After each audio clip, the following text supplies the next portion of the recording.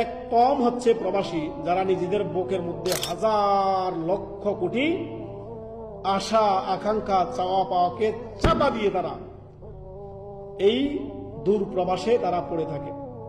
সকলের চাহিদা মিটিয়ে নিজে অপূর্ণ, সকলের চাহিদাকে পূর্ণতা দিয়ে নিজেই অপূর্ণ থেকে যায়, তার নাম হচ্ছে প্রবাস। বহু কষ্টকে বুকে চাপা দিয়ে থাকার নাম হচ্ছে প্রবাস।